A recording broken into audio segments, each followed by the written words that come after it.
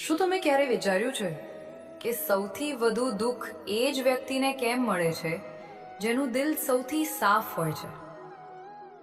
શા માટે સારા લોકો સાથે હંમેશા ખરાબ જ થાય છે? જરા શાંતિથી વિચારો. જ્યારે તમે કોઈના માટે તમારું સર્વસ્વ આપી દો છો, છતાં બદલામાં તમને માત્ર દગો, એકલતા અને આંસુ જ કેમ મળે છે? હું જાણું છું કે જો આ સવાલો તમને પણ રાત્રે સૂવા નથી દેતા, તો આજનો આ વિડિયો માત્ર અને માત્ર તમારા માટે જ છે. કારણ કે આજે આપણે શ્રી કૃષ્ણના એવા ગૂઢ સત્યો જાણવા જઈ રહ્યા છીએ જે કદાચ કોઈ તમને નહીં કહે. આ સત્યો સાંભળ્યા પછી તમારી વિચારવાની રીત 360 ડિગ્રી બદલાઈ જશે. ગીતામાં છુપાયેલા આ રહસ્યો તમારા જીવનના દરેક દુઃખનો અંત લાવી શકે છે. પણ હા, મારી એક વાત યાદ રાખજો, આ વિડિયો નબળા હૃદયવાળા માટે બિલકુલ નથી. કારણ કે સત્ય હંમેશા કડવું હોય છે. જો તમે તમારા જીવનની અસલી સચ્ચાઈનો સામનો કરવા તૈયાર છો, તો જ આ વિડિયો છેલ્લે સુધી જોજો. નહીંતર તમે અત્યારે જ આ વિડિયો છોડીને જઈ શકો છો. પણ જો તમે જીવનમાં કંઈક મોટો કરવા માંગો છો અને સાચા કૃષ્ણ ભક્ત છો, તો અત્યારે જ આ વિડિયોને લાઈક કરો, આપણી ડિજિટલ ખેડૂત ચેનલને સબસ્ક્રાઇબ કરો અને કોમેન્ટમાં પૂરી શ્રદ્ધાથી જય શ્રી કૃષ્ણ જરૂર લખો. ચાલો આ અદ્ભુત સફર શરૂ કરીએ. શ્રી કૃષ્ણ ગીતામાં બહુ સ્પષ્ટ કહે છે, જે થયું તે સારા માટે થયું, જે થઈ રહ્યું છે તે સારા માટે થઈ રહ્યું છે, અને જે થશે તે પણ સારા માટે જ થશે. પણ પ્રેક્ટિકલ લાઈફમાં જ્યારે આપણું પોતાનું દિલ તૂટે છે, આપણો બિઝનેસ ડૂબી જાય છે કે નોકરી જતી રહે છે, ત્યારે આ વાત સમજવી બહુ અઘરી લાગે છે, ખરું ને?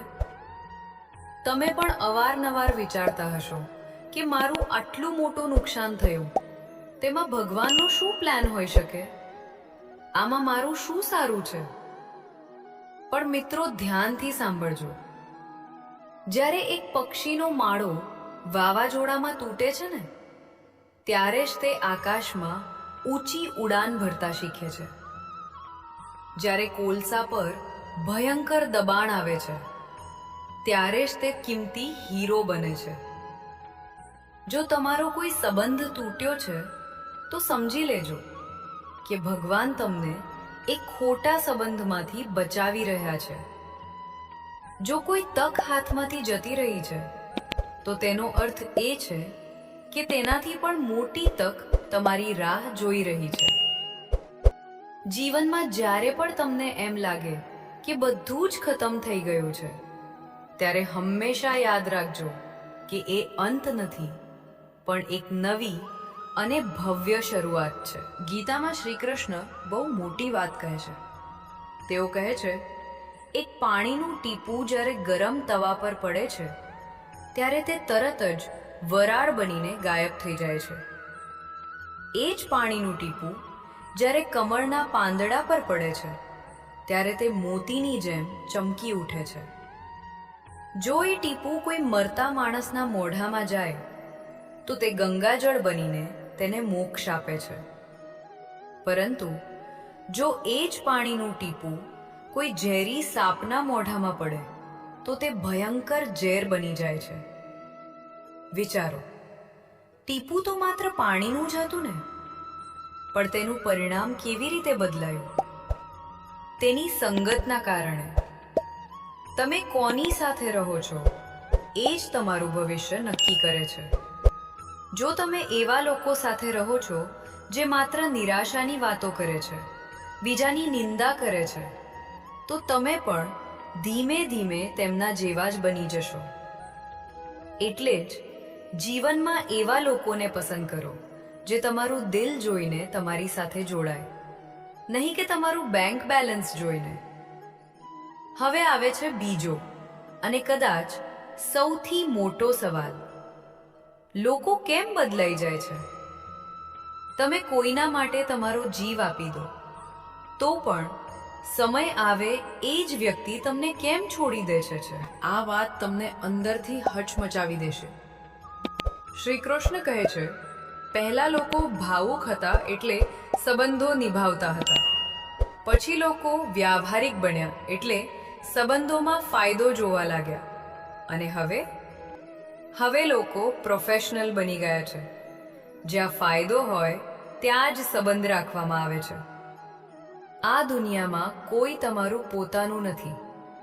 કચરા પેટીમાં ફેંકી દેવાયેલી એ સૂકી રોટલીઓ આપણને એ શીખવાડે છે કે જ્યારે માણસનું પેટ ભરાઈ જાય છે ત્યારે તે પોતાની અસલી ઓકાત બતાવી દે છે.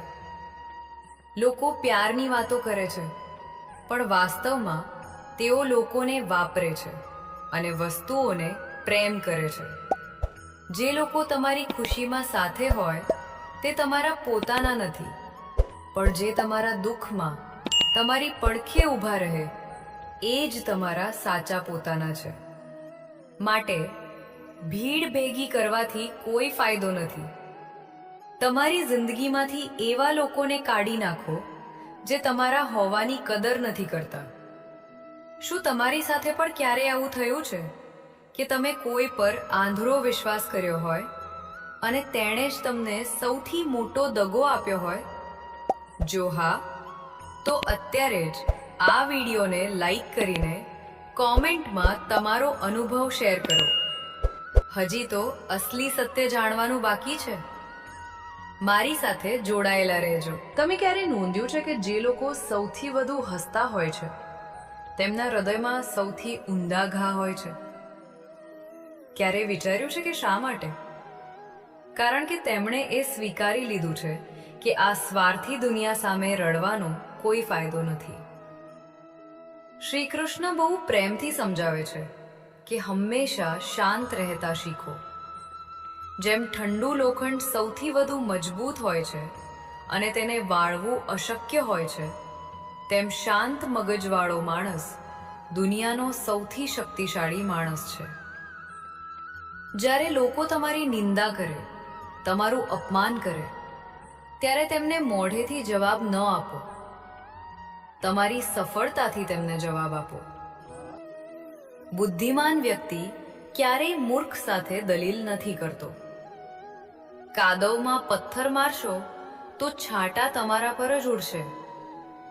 એટલે જ મૂર્ખ માણસોની વાતો પર ફક્ત હસીને આગળ વધી જાઓ. જે ગુસ્સાને પી જતા શીખી ગયો તેને આખી દુનિયા જીતી લીધી. સમય દેખાતો નથી, પણ સાહેબ ઘણું બધું દેખાડી જાય છે. આજે જે લોકો તમારી મજાક ઉડાવે છે, જે લોકો તમને નબળા સમજે છે, એ જ લોકો કાલે તમારી સફળતા જોઈને તાળીઓ પાડવા મજબૂર થઈ જશે. પણ એના માટે તમારે આજે પસીનો પાડવો પડશે. અત્યારે ને અત્યારે આળસને તમારા જીવનમાંથી ફેંકી દો. હું આ કામ કાલે કરીશ. આ એક વાક્ય તમારા સપનાઓની કબર છે. એક ગધેડાની વાર્તા યાદ છે? તેની બંને બાજુ લીલું ઘાસ હતું. તે વિચારી જ ન શક્યો કે કઈ બાજુનું ઘાસ ખાવું. ક્યારેક આ બાજુ જાય, ક્યારેક પેલી બાજુ. અંતે એ માત્ર વિચારવામાં જ ભૂખ્યો મરી ગયો. દુનિયાના 99% લોકો આ ગધેડા જેવા જ છે. તેઓ માત્ર વિચારો જ કરે છે, પણ એક્શન ક્યારેય નથી લેતા. શ્રી કૃષ્ણ કહે છે, તારું કર્મ જ તારી અસલી ઓળખ છે. બાકી એક જ નામના તો લાખો લોકો આ દુનિયામાં ફરે છે. જો જિંદગીમાં કંઈક મોટું હાંસલ કરવું છે તો તમારું પૂરું ધ્યાન ફક્ત ને ફક્ત તમારા લક્ષ્ય પર લગાવી દો. મારા વહાલા મિત્રો, આ જીવન રેતીની ઘડિયાળ જેવું છે. જે સમય જતો રહ્યો તે ભૂતકાળ છે, જે આવવાનો છે તે ભવિષ્ય છે. પણ અત્યારે આ ક્ષણે જે તમારા હાથમાં છે એ જ તમારું અસલી જીવન છે. દુઃખ માત્ર એ બતાવવા આવે છે કે સુખ તમારી રાહ જોઈ રહ્યું છે. અંધારું એ વાતની સાબિતી છે કે સવાર થવાની જ છે. ક્યારેય હાર ન માનતા.